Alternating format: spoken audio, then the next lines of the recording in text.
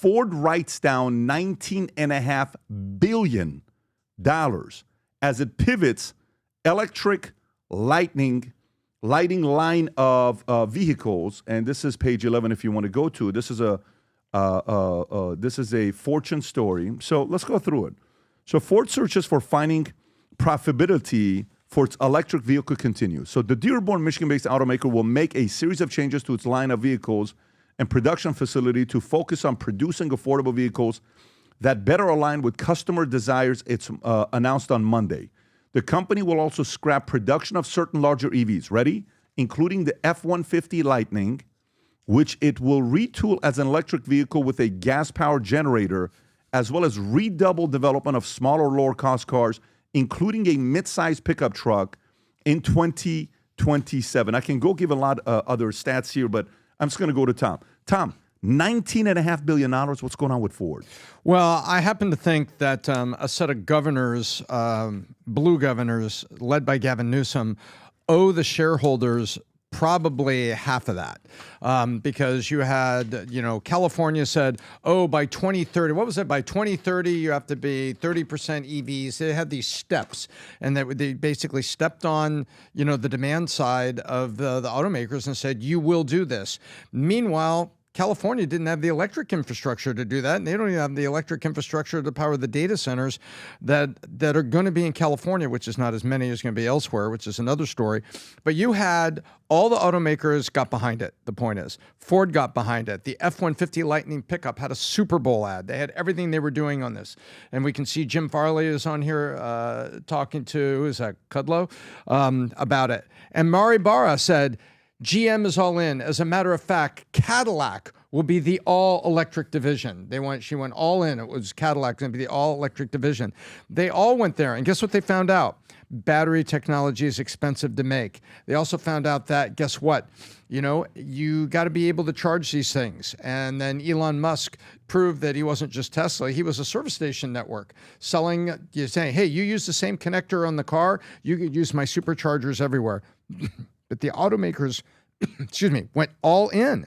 And now they're backing off. Tom, did they go all in because they didn't have a choice? Was it a business move? Was it a force move? They made a business decision at gunpoint of green legislation with states like California saying, you will be this % by this time. So they had no choice. But they also went all in. And so because they believed, look, if you believe that Biden was going to be reelected, or that Kamala was going to be elected, or that that AOC and the green mandate and everything was going to continue, then you went that way to protect your business because, under federal guidelines, you had to do it. Meanwhile, the consumers were discovering that when you take that $7,500 subsidy, remember all the headlines about that?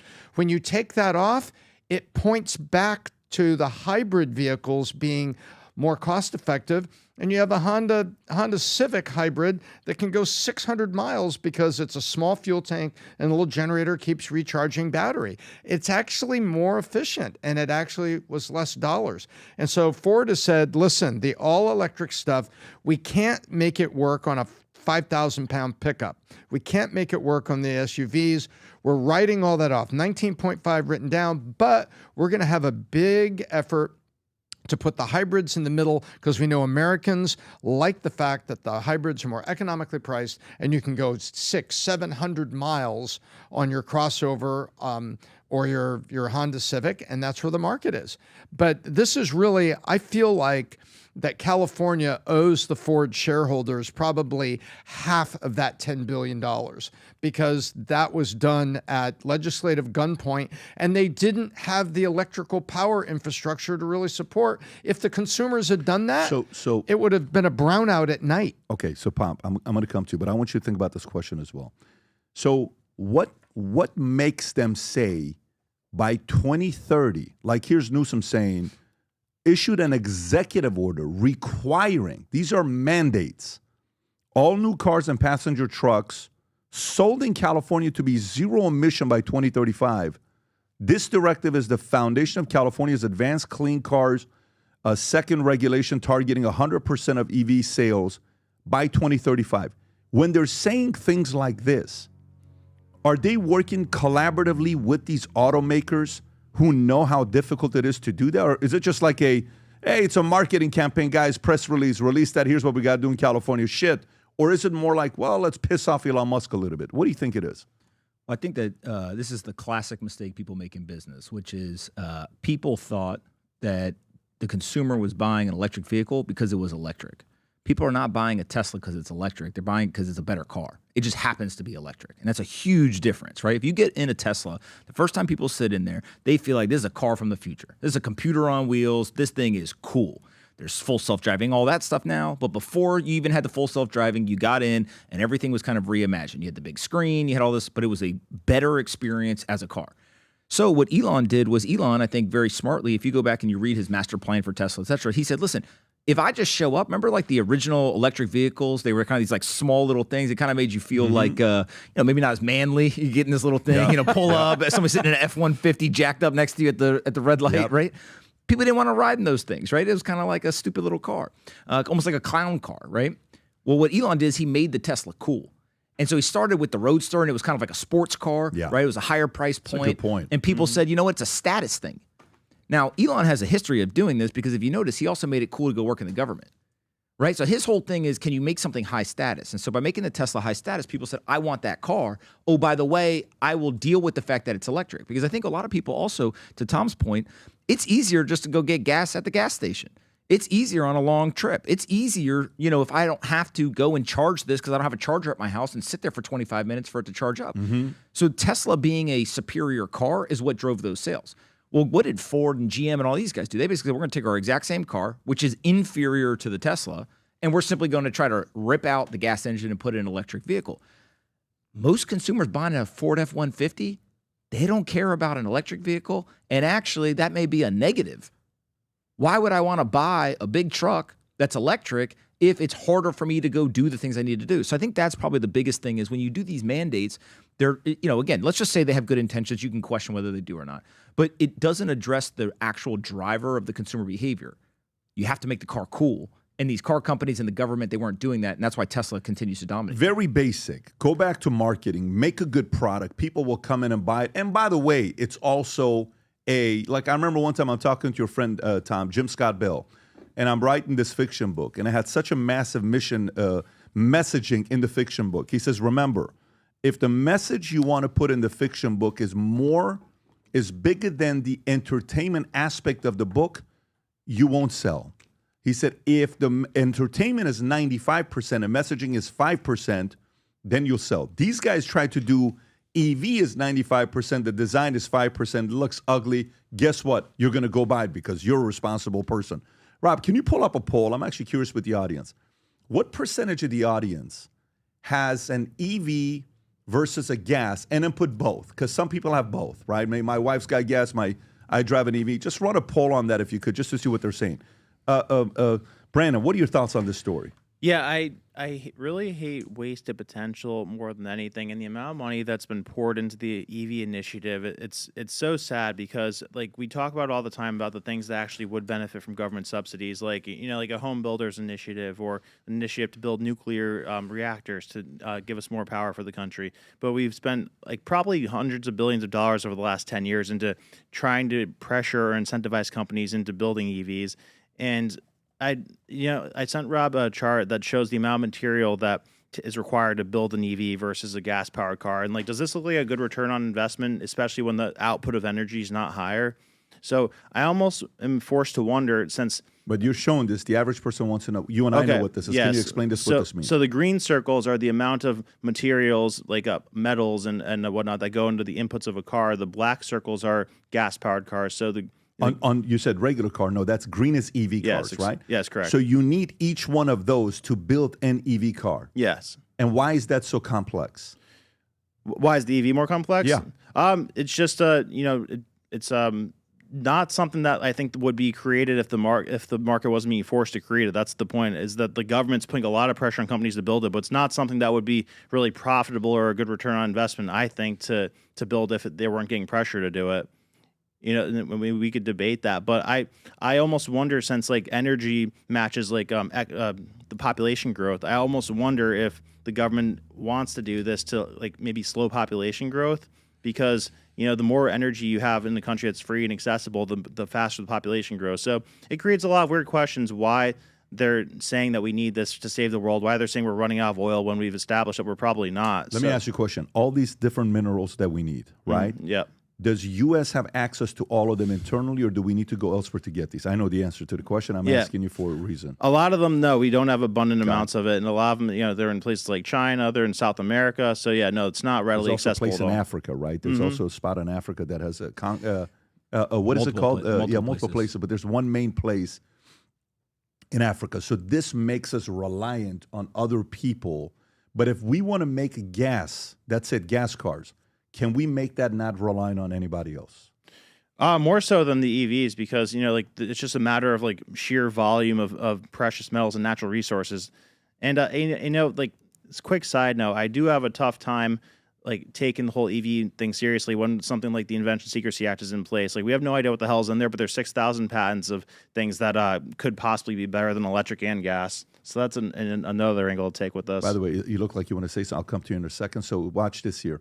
What type of vehicle do you own? Gas, EV, both? Gas, 89%. EV, 4%. Both, 7. So let's just say 89 to 11, okay? Meaning you own at least an EV in your car. That's that's a big ratio still in America where cars are at. And that's a 3,400 vote sample. Do you have any final thoughts on this story before we get to the next one, Pomp? I just think that the legacy car makers, they're getting their butts kicked by Elon Musk. And what it really highlights is you have companies that are being managed by corporate executives, not by entrepreneurs.